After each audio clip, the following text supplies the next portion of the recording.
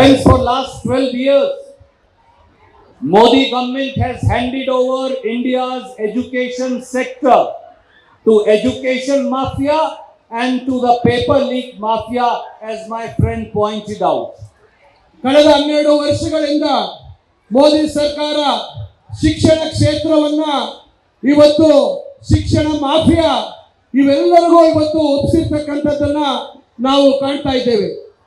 Karnataka's previous BJP government has been famous for paper leaks.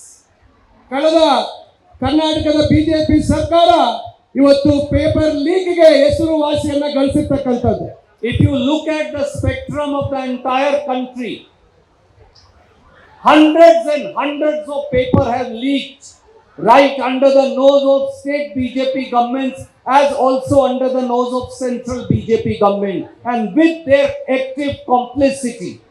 ಇವತ್ತು ಇಡೀ ದೇಶದ ವ್ಯಾಪ್ತಿಯಲ್ಲಿ ನಾವು ಈ ಒಂದು ಪ್ರಶ್ನೆ ಪತ್ರಿಕೆ ಸೋರಿಕೆಯನ್ನು ನೋಡಿದಾಗ ಬಿಜೆಪಿಯ ಸರ್ಕಾರಗಳ ಮೂಗಿನ ಅಡಿಯಲ್ಲೇ ಇವತ್ತು ನಡೀತಾ ಇರ್ತಕ್ಕಂಥದ್ದು ನೋಡ್ತಾ ಇದ್ದೀವಿ. ಮತ್ತು ಇದು ಕೇಂದ್ರ ಸರ್ಕಾರದ ಕೂಡ ಅವರ ಮೂಗಿನ ಅಡಿಯಲ್ಲಿ ನಡೀತಾ ಇರ್ತಕ್ಕಂಥದ್ದನ್ನ ನಾವು ಗಮನಿಸ್ತಾ ಇದ್ದೇವೆ. I think we today from Freedom Park urge Prime Minister of India to not do Pariksha pe Charcha but paper leak pe Charcha. ಇವತ್ತು ನಮ್ಮ ಸ್ವತಂತ್ರ ಉದ್ಯಾನವನದಿಂದ ನಾವು ಇವತ್ತೊಂದು ಕೂಗನ್ನ ಕೊಡ್ತಾ ಇದ್ದೇವೆ. ನೀವು ಪರೀಕ್ಷೆ ಪೇ ಚರ್ಚಾ ಅಂತಕ್ಕಂಥದ್ದನ್ನ ಪೇಪರ್ ಲೀಕ್ ಪೇ ಚರ್ಚಾ ಅಂತಕ್ಕಂಥದ್ದನ್ನ ಪ್ರಾರಂಭ ಮಾಡಬೇಕಾಗುತ್ತೆ ಮಾನ್ಯ ಪ್ರಧಾನಮಂತ್ರಿಗಳು. The history of BJP government over last 12 years in India is laced with one paper scam after another. ಕಳೆದ 12 ವರ್ಷಗಳಿಂದ ನಾವು ಪ್ರತಿಯೊಂದು ಸಂದರ್ಭದಲ್ಲಿ ನೋಡ್ತಾ ಇದ್ದೀವಿ, ಒಂದಲ್ಲ ಒಂದು ಪೇಪರ್ ಲೀಕ್ ಸ್ಕ್ಯಾಮ್ ಅನ್ನ ನಾವು ಇವತ್ತು ದೇಶದ ಜನರ ಮುಂದೆ ಏನು ಇವತ್ತು ಬಿಜೆಪಿ ಸರ್ಕಾರದ ವೈಫಲ್ಯಗಳನ್ನ ನಾವು ನೋಡಲಿಕ್ಕೆ ಬಯಸ್ತಾ ಇದ್ದೇವೆ.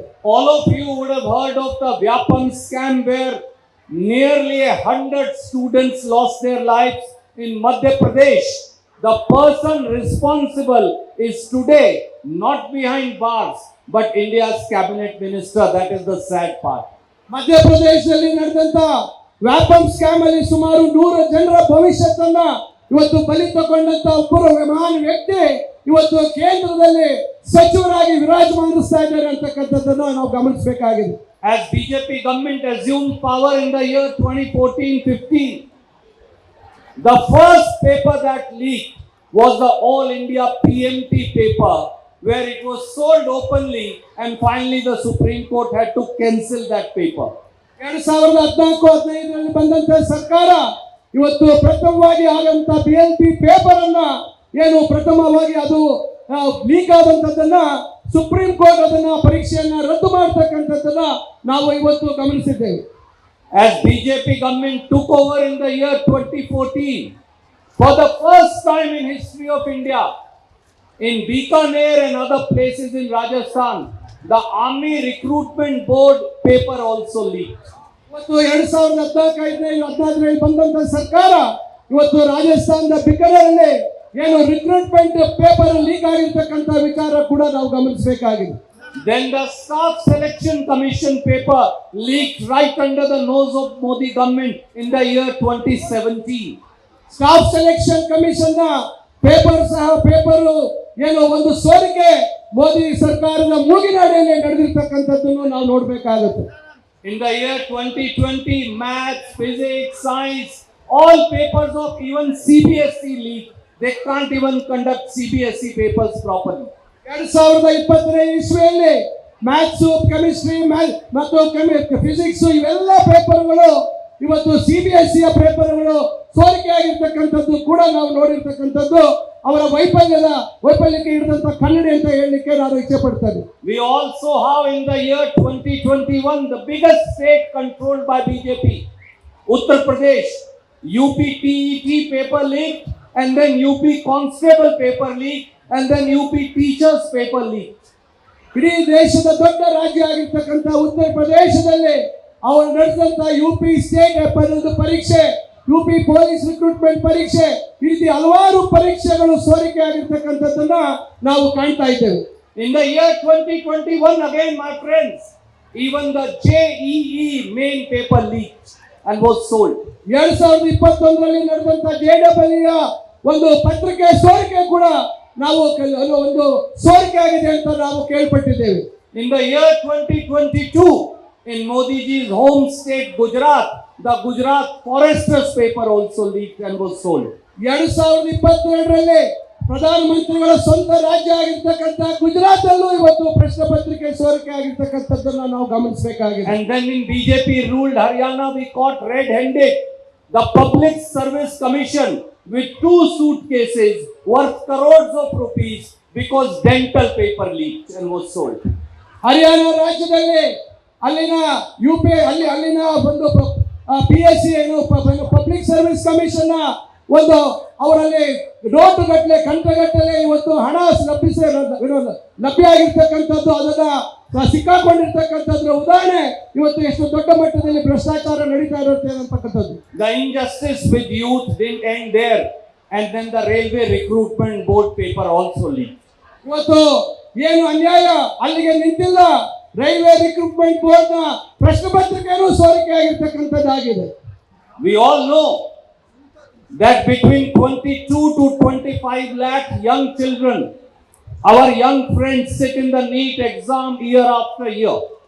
ಈಗ ನಮಗೆ ಗೊತ್ತಿದೆ, ಪ್ರತಿ ವರ್ಷ 22ರಿಂದ 25 ಲಕ್ಷ ನಮ್ಮ ಯುವತಿಯರು ಇವತ್ತು ನೀಟ್ ಪರೀಕ್ಷೆಯನ್ನ ಬರೀತಕ್ಕಂಥದ್ದು ಪ್ರತಿ ವರ್ಷ ನಾವು ನೋಡ್ತಾ ಇರ್ತಕ್ಕಂಥದ್ದಾಗಿದೆ. Out of them, about 1.5 lakh or 2 lakh children are from Karnataka alone. ಈ ದೊಡ್ಡ ಸಂಖ್ಯೆಯಲ್ಲಿ ಕರ್ನಾಟಕದ 1.5 ರಿಂದ 2 ಲಕ್ಷ ವಿದ್ಯಾರ್ಥಿಗಳು ಪರೀಕ್ಷೆಯನ್ನ ಬರೀತಕ್ಕಂಥದ್ದನ್ನ ನಾವು ಗಮನಿಸಿದ್ದೇವೆ. And then we saw in the year 2024, 2 years ago, that the NEET paper of 2024 was also leaked and sold openly. 2024ರಲ್ಲಿ ನಡೆದಂತ neat ಪರೀಕ್ಷೆ ಅದು ಕೂಡ ಪ್ರಶ್ನೆ ಪತ್ರಿಕೆ ಸೋರಿಕೆ ಆಗಿ ಅದು ಬಿಕ್ರಿ ಆಗಿರ್ತಕ್ಕಂಥದ್ದನ್ನ ನಾವು ಗಮನಿಸಿದ್ದೇವೆ. Mr. Dharmendra Pradhan, you were education minister then. ಮಾನ್ಯ ಧರ್ಮೇಂದ್ರ ಪ್ರಧಾನ್ ಅವರೇ, ಆ ಸಂದರ್ಭದಲ್ಲೂ ತಾವೇ ಶಿಕ್ಷಣ ಸಚಿವರಾಗಿದ್ದೀರಿ ಅಂತಕ್ಕಂಥದ್ದು. Can we forget that 2 years ago in 2024, 67 people, not 1, not 2, not 3, 67 people scored 100% marks. How? 2024ರಲ್ಲಿ ಒಂದಲ್ಲ ಎರಡಲ್ಲ 67 ಜನ 100ಕ್ಕೆ 100 ಅಂಕಗಳನ್ನು ಪಡೆದಿರ್ತಕ್ಕಂಥದ್ದನ್ನು ನೀವು ಗಮನಿಸಬೇಕಾಗತ್ತೆ. Almost 2,500 people, students were given extra marks, grace marks, and all other lakhs and lakhs of children, including children from Karnataka, were denied because they said paper didn't open properly. ಸುಮಾರು 2,500 ಜನ ವಿದ್ಯಾರ್ಥಿಗಳಿಗೆ ಆ ಸಂದರ್ಭದಲ್ಲಿ ಕೃಪಾಂಕ ಗ್ರೇಸ್ ಮಾರ್ಕ್ ಅನ್ನು ಕೊಟ್ಟಿರ್ತಕ್ಕಂಥದ್ದು ನೀವು ನೋಡಿದ್ದೇವೆ. ಆದ್ರೆ ಲಕ್ಷಾಂತರ ಜನ ಮಕ್ಕಳಿಗೆ ಇವತ್ತು ಸರಿಯಾದ ರೀತಿ ಒಂದು ಏನು ಕ್ವಶನ್ ಪೇಪರ್ ಓಪನ್ ಆಗಿಲ್ಲ, ಅದು ತೆರಲಿಕ್ಕೆ ಆಗಿಲ್ಲ ಅಂತಕ್ಕಂಥದ್ದ ಸಮಸ್ಯೆಯನ್ನು ಸಹ ನಾವು ನೋಡಿದ್ದೇವೆ. Let me say today that 2 years ago in the NEET exam, future of India's youth was sold openly, yet the person who was head of NTA then, the DG of NTA, is today principal secretary to chief minister in one of the state governments. That is the sad state of affairs.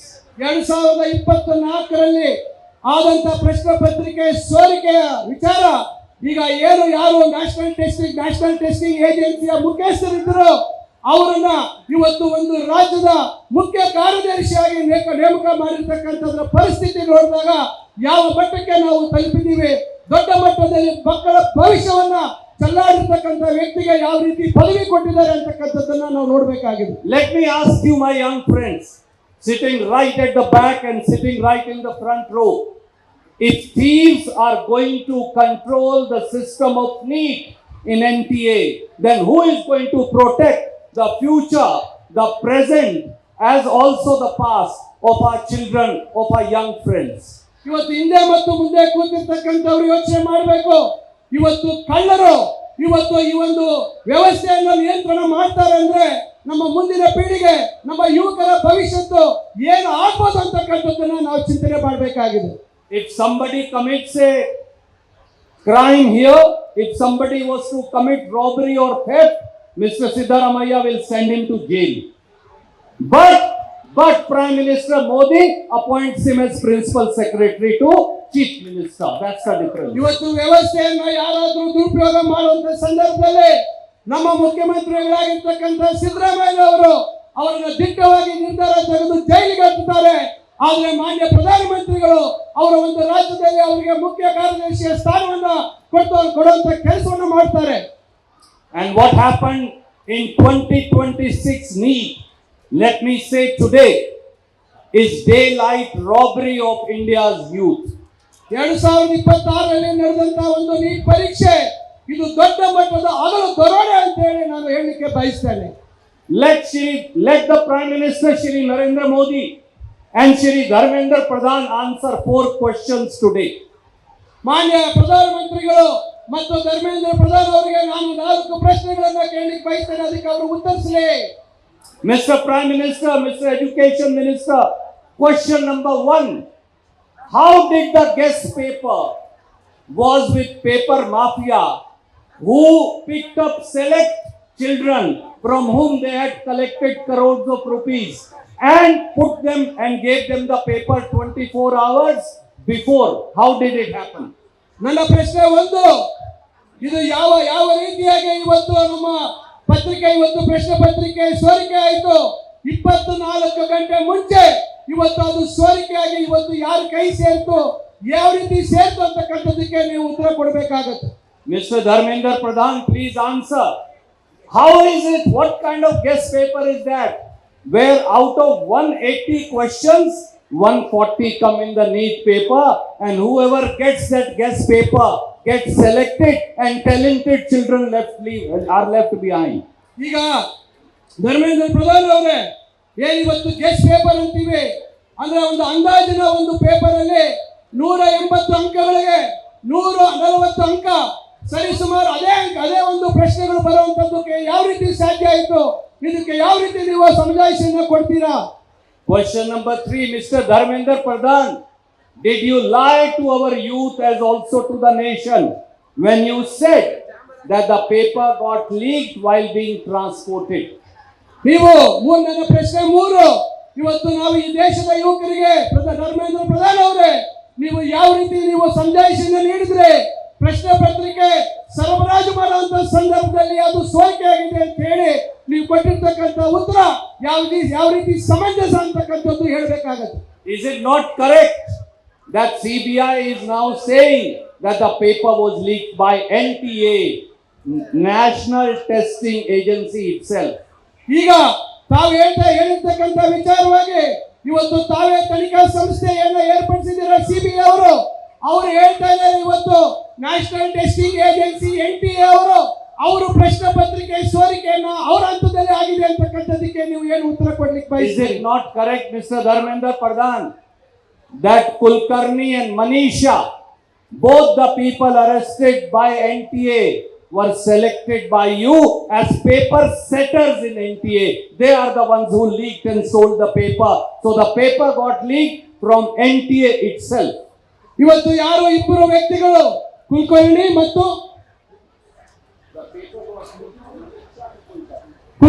ಮತ್ತು ಮನೀಶ್ ಅವರು ಇವತ್ತು ಬಂಧಿಸಿದ್ದಾರೆ. ಇವತ್ತು ಅವರು ಎಲ್ಲಿ ಕೆಲಸ ಮಾಡ್ತಾ ಇದ್ರು, ಅವರನ್ನ ಯಾರು ನ್ಯಾಷನಲ್ ಟೆಸ್ಟಿಂಗ್ ಏಜೆನ್ಸಿಯಲ್ಲಿ ಅವರನ್ನ ಪ್ರಶ್ನೆ ಪತ್ರಿಕೆಯನ್ನು ತಯಾರು ಮಾಡೋದಕ್ಕೆ ಅವ್ರನ್ನ ನೇಮಕ ಮಾಡಿರ್ತಕ್ಕಂಥದ್ದು ನೀವೇ ಅಂತಕ್ಕಂಥದ್ದು ನಿಮಗೆ ತಿಳಿದಿಲ್ವಾ? And will the BJP, will its frontal student organizations like ABVP today answer? Why is the education mafia? Why has it taken over the structure of education in this country? ಇವತ್ತು ಭಾರತೀಯ ಜನತಾ ಪಕ್ಷದ ವಿದ್ಯಾರ್ಥಿ ಸಂಘಟನೆ ABVP ಅವರು ಇವತ್ತು ಅವರು ಯಾಕೆ ಪ್ರಶ್ನೆ ಮಾಡ್ತಾ ಇಲ್ಲ? ಇಡೀ ಶಿಕ್ಷಣ ವ್ಯವಸ್ಥೆಯನ್ನ ಇವತ್ತು ಯಾವ ರೀತಿ ಪೇಪರ್ ಮಾಫಿಯಾಗಿ ಅವರು ಒದಗಿಕೊಳ್ಬಹುದು ಅದರ ಅಡಿಯಲ್ಲಿ ಇಟ್ಟಿದ್ದಾರೆ ಅಂತಕ್ಕಂಥದ್ದನ್ನ ನೀವು ಯಾಕೆ ಪ್ರಶ್ನೆ ಮಾಡ್ತಾ ಇಲ್ಲ? Uday Bhanuji, Siddaramaiah ji, you will be surprised. 95%, I checked, 95% of all students who score nearly 100% marks, they don't come from schools or colleges run by you. They come from coaching centers now, showing that there is an education mafia prevalent. ಇವತ್ತು ಮಾನ್ಯ ಸಿದ್ದರಾಮಯ್ಯ ಅವರೇ, ಮಾನ್ಯ ಉದಯಭಾನು ಅವರೇ, 95% ಇವತ್ತು ಯಾರು 100ಕ್ಕೆ 100 ಅಂಕ ಪಡಿತಾರೆ ಅವ್ರು ಯಾವುದೇ ಪ್ರತಿಷ್ಠಿತ ಅಥವಾ ಯಾವುದೇ ಒಂದು ಕಾಲೇಜಲ್ಲಿ ವ್ಯಾಸಂಗ ಮಾಡಿರ್ತಕ್ಕಂಥವರಲ್ಲ. ಅವರೆಲ್ಲರೂ ಇವತ್ತು ಏನು ದೊಡ್ಡ ಕೋಚಿಂಗ್ ಸೆಂಟರ್ ಮಾಫಿಯಾ ಇದೆ ಅಲ್ಲಿ ಅವರು ವ್ಯಾಸಂಗ ಮಾಡಿ ಬಂದಿರ್ತಕ್ಕಂಥವ್ರು ಅಂತಕ್ಕಂಥದ್ದನ್ನ ಗಮನಿಸಬೇಕು. In this entire country, you will be shocked, there are only 15 cities where 11,207 NEET students pass with more than 650 marks. Only 15 cities. That's all. ಇವತ್ತು ದೇಶದ 15 ನಗರಗಳಲ್ಲಿ ಮಾತ್ರ ಇವತ್ತು 8,000 ಚಿಲ್ಲರೆ ವಿದ್ಯಾರ್ಥಿಗಳು ಅಲ್ಲಿಂದ ಮಾತ್ರ ತೇರ್ಗಡೆಯಾಗಿ ಬರ್ತಾ ಇರ್ತಕ್ಕಂಥದ್ದನ್ನ ನೀವು ಗಮನಿಸಬೇಕು, ಯಾವ ರೀತಿ ದಂಧೆ ನಡೀತಾ ಇದೆ ಅಂತಕ್ಕಂಥದ್ದು. And in the last 15 cities of India, in 15 cities only 13 children pass NEET. ಇನ್ನು ಉಳಿದಂತ 15 ನಗರಗಳಲ್ಲಿ ನೀವು ಗಮನಿಸಿದಾಗ ಫಲಿತಾಂಶ ನೋಡಿದಾಗ ಕೇವಲ 13 ಜನ ವಿದ್ಯಾರ್ಥಿಗಳು ಮಾತ್ರ ತೇರ್ಗಡೆ ಆಗ್ತಾ ಇರ್ತಕ್ಕಂಥದ್ದನ್ನ ನಾನು ಗಮನಿಸಬೇಕಾಗಿದೆ. And there are 57 small towns, some of them in Karnataka, where not a single child who sits in NEET exam passes. Why? ಇನ್ನು ಸುಮಾರು 57 ಸಣ್ಣ ನಗರಗಳ ಸಣ್ಣ ಊರುಗಳಿಂದ ಬಂದಿರತಕ್ಕಂಥವರಲ್ಲಿ ನೀವು ಕನಿಷ್ಠ ಒಬ್ಬ ವಿದ್ಯಾರ್ಥಿ ಕೂಡ ಒಂದು ನೀಟ್ ಪರೀಕ್ಷೆಯಲ್ಲಿ ತೇರ್ಗಡೆ ಆಗಿರ್ತಕ್ಕಂಥದ್ದನ್ನ ನಾವು ಗಮನಿಸಲಿಕ್ಕೆ ಕಷ್ಟ ಆಗ್ತಾ ಇದೆ. And after the 2024 NEET paper leak, we set up a committee under the reputed ISRO chairperson called Radhakrishnan Committee. 2024ರಲ್ಲಿ ಪ್ರಶ್ನೆ ಪತ್ರಿಕೆ ಸೋರಿಕೆ ಆದಾಗ ಒಂದು ಉನ್ನತ ಮಟ್ಟದ ಒಂದು ಸಮಿತಿಯನ್ನ ಇಸ್ರೋನ ಚೇರ್ಮನ್ ರಾಧಾಕೃಷ್ಣನ್ ಅವರ ನೇತೃತ್ವದಲ್ಲಿ ನೇಮಕ ಮಾಡಿದ್ದೀವಿ ಅಂತಕ್ಕಂಥದ್ದನ್ನ ತಮ್ಮ ಗಮನಕ್ಕೆ ತರಲಿಕ್ಕೆ ಬಯಸ್ತೇನೆ. He categorically recommended papers get leaked, so the only way is to send paper digitally. But for 3 years, PM and Education Minister did not listen to his advice. Can they answer why? ಇವತ್ತು ಅವರ ಆ ಉನ್ನತ ಸಮಿತಿಯ ಶಿಫಾರಸು ಇವತ್ತು ನಾವು ಪ್ರಶ್ನೆ ಪತ್ರಿಕೆ ಮುದ್ರಿತ ಪ್ರಶ್ನೆ ಪತ್ರಿಕೆ ಅಲ್ಲ, ಇವತ್ತು ಡಿಜಿಟಲ್ ಫಾರ್ಮೆಟ್ ಅಲ್ಲಿ ಪ್ರಶ್ನೆ ಪತ್ರಿಕೆಯನ್ನು ನಾವು ಕೊಡಬೇಕು, ಸಾಗಾಣಿಕೆ ಮಾಡಬೇಕು ಅಂತಕ್ಕಂಥ ಒಂದು ಶಿಫಾರಸನ್ನ ಮಾನ್ಯ ಪ್ರಧಾನಮಂತ್ರಿಗಳು ಧರ್ಮೇಂದ್ರ ಪ್ರಧಾನ್ ಅವರು ನೀವಿಬ್ಬರು ಇದಕ್ಕೆ ಉತ್ತರಿಸ್ತೀರಾ ನೀವು ಅಂತಕ್ಕಂಥದ್ದನ್ನ ನಾನು ಕೇಳಲಿಕ್ಕೆ ಬಯಸ್ತೇನೆ. In 2024, Mr. Radhakrishnan recommended. Congress also suggested. We held a press conference to say so. That do Digi exam biometric verification. That report is lying in dustbin. Why did the Education Minister and Prime Minister not accept it for 3 years? ಮಾನ್ಯ ರಾಧಾಕೃಷ್ಣನ್ ಅವರ ಶಿಫಾರಸಿನಂತೆ ಏನು ಅವರು DG biometric ಇವೆಲ್ಲ ವ್ಯವಸ್ಥೆಗಳನ್ನು ಒಳಗೊಂಡಂತೆ ಮಾಡಿರ್ತಕ್ಕಂಥ ಶಿಫಾರಸು 3 ವರ್ಷಗಳಿಂದ ಯಾವ ರೀತಿ ಧೂಳಿಡ್ತಾ ಇದೆ ಅಂತಕ್ಕಂಥದ್ರ ಬಗ್ಗೆ ಮಾನ್ಯ ಪ್ರಧಾನಮಂತ್ರಿಗಳು ಮತ್ತು ಶಿಕ್ಷಣ ಸಚಿವರು ಉತ್ತರಿಸಬೇಕಾಗಿದೆ. Why is it that NTA has 448 crore rupees lying in its bank account, but it has given all the data, all the exams it is giving to private parties to conduct? Then why have NTA at all? ಸುಮಾರು 140ಕ್ಕೂ ಹೆಚ್ಚು ಕೋಟಿ ಅನುದಾನ ಇವತ್ತು national testing ಏಜೆನ್ಸಿಯ ಖಾತೆಯಲ್ಲಿದೆ.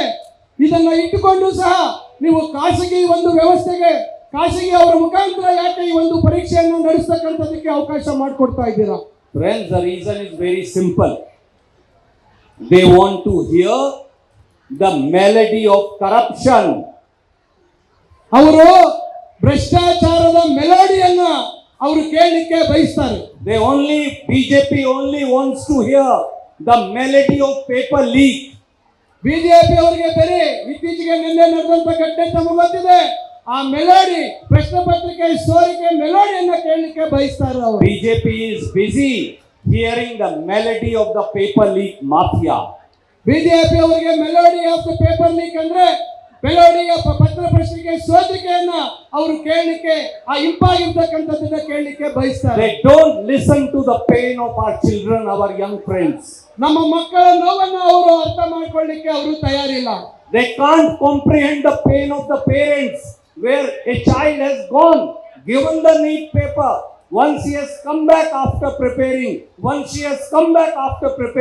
they are told, now the paper is cancelled, start preparing all over again. ಇವತ್ತು ಅಸಂಖ್ಯಾತ ಪೋಷಕರ ಆ ಒಂದು ನೋವು, ಅವರ ಒಂದು ಕಳಕಳಿ ಏನಿದೆ, ತಮ್ಮ ಮಕ್ಕಳು ನೀಟ್ ಪರೀಕ್ಷೆಯನ್ನ ಬಹಳ ಸಮಾಧಾನವಾಗಿ ಬರಬೇಕು, ಯಶಸ್ವಿ ಆಗಬೇಕು ಅಂತಕ್ಕಂಥ ಬಯಕೆ ಏನಿತ್ತು, ಇವತ್ತು ಪ್ರಶ್ನೆ ಪತ್ರಿಕೆ ಸೋರಿಕೆ ಅದನ್ನ ಬಂದ ನಂತರ ಈಗ ನೀವು ಮತ್ತೊಮ್ಮೆ ಆ ಒಂದು ಪರೀಕ್ಷೆಯನ್ನು ಬರಬೇಕು ಅಂದಾಗ ಅವರ ಪರಿಸ್ಥಿತಿ ಏನು ಅಂತಕ್ಕಂಥದ್ದು. Does the Prime Minister, does the Education Minister Dharmendra Pradhan, does Mr. Bijendra and R. Ashok, do they even understand that parents spend lakhs and lakhs of rupees and months of their time for one NEET exam? They sell the paper and then cancel the exam. Who is responsible? ಮಾನ್ಯ ಪ್ರಧಾನಮಂತ್ರಿಗಳೇ, ಮಾನ್ಯ ಧರ್ಮೇಂದ್ರ ಪ್ರಧಾನ್ ಅವರೇ, ಮಾನ್ಯ ವಿಜಯೇಂದ್ರ ಅವರೇ, ಮಾನ್ಯ ಅಶೋಕ್ ಅವರೇ, ಲಕ್ಷಾಂತರ ಜನ ಇವತ್ತು ಪೋಷಕರು ಲಕ್ಷಾಂತರ ಹಣವನ್ನು ಇವತ್ತು ವ್ಯಯ ಮಾಡಿ ಆ ಒಂದು ಮಕ್ಕಳ ನೀಟ್ ಪರೀಕ್ಷೆ ಒಂದು ಸುಗಮವಾಗಿ ಆಗಬೇಕು ಅಂತ ಬಯಸಿರ್ತಕ್ಕಂಥವರ ಪರಿಸ್ಥಿತಿ ಇವತ್ತು ಪ್ರಶ್ನೆ ಪತ್ರಿಕೆ ಸೋರಿಕೆಯಿಂದ ಆಗಿರ್ತಕ್ಕಂಥ ನೋವು ನಿಮಗೇನಾದ್ರೂ ಅರ್ಥ ಆಗತ್ತಾ? Friends, in the end, I'll only say Modi government has failed the youth of India, has failed the youth of Karnataka, and it's time to sack the NTA head. If need be, abolish NTA and demand the resignation of Dharmendra Pradhan. That is the only way we can have an accountable and transparent system of needs. ಇವತ್ತು ನಾವು ಅಂತಿಮ ಘಟ್ಟಕ್ಕೆ ತಲುಪಿದ್ದೀವಿ, ಬೇರೆ ಯಾವುದೇ ಮಾರ್ಗ ಇಲ್ಲ. ಮಾನ್ಯ ಪ್ರಧಾನಮಂತ್ರಿಗಳು, ಮಾನ್ಯ ಧರ್ಮೇಂದ್ರ ಪ್ರಧಾನ್ ಅವರು ಈ ಕೂಡಲೇ ನ್ಯಾಷನಲ್ ಟೆಸ್ಟಿಂಗ್ ಏಜೆನ್ಸಿಯನ್ನ ಸಂಪೂರ್ಣವಾಗಿ ರದ್ದು ಮಾಡಬೇಕು. ರದ್ದು ಮಾಡಿ ಇವತ್ತು ಲಕ್ಷಾಂತರ ಮಕ್ಕಳ ಅವರ ಪೋಷಕರ ನೋವಿಗೆ ಇವತ್ತು ನಾವು ಸಮಾಧಾನ ಕೊಡ್ತಕ್ಕಂಥ ಕೆಲಸ ಆಗಬೇಕಾಗುತ್ತೆ. Uday Bhanuji, I request you, I urge upon you. Manjunath ji, I request you, I urge upon you. The power of India, the power of Karnataka is youth of Karnataka and youth of India. Please struggle and ensure that we will not sit down, we will not back down till we throw out the BJP government from the center and let a Congress flag fly again and let there be an accountable and transparent system. Jai Hind. ಮಾನ್ಯ ಉದಯ ಭಾನು ಅವರೇ, ಮಾನ್ಯ ಮಂಜುನಾಥ ಗೌಡ್ರೆ, ನಿಮ್ಮ ಹೋರಾಟ ಇಲ್ಲಿಗೆ ನಿಲ್ಲಬಾರದು. ನಿಮ್ಮ ಹೋರಾಟ ಮುಂದೆ ಸಾಗಬೇಕು. ನೀವು ಯಾವುದೇ ಕಾರಣಕ್ಕೂ ವಿರಮಿಸಬೇಡಿ. ಈ ಪ್ರಶ್ನೆ ಬಿಜೆಪಿ ಕೇಂದ್ರ ಸರ್ಕಾರವನ್ನ ತೊಲಗಿಸಬೇಕು. ಮಕ್ಕಳ ನೆಮ್ಮದಿಗೆ ಭಂಗ ತಂದಿರ್ತಕ್ಕಂಥವ್ರಿಗೆ ಸರಿಯಾದ ರೀತಿ ಬುದ್ಧಿ ಕಲಿಸೋ ತನಕ ನಿಮ್ಮ ಹೋರಾಟ ಮುಂದುವರಿಸಲಿ ಅಂತ ಹೇಳಿ ನಾನು ತಮ್ಮೆಲ್ಲರನ್ನು ಕೋರ್ಕೊಳ್ತೇನೆ. ನಮಸ್ಕಾರ.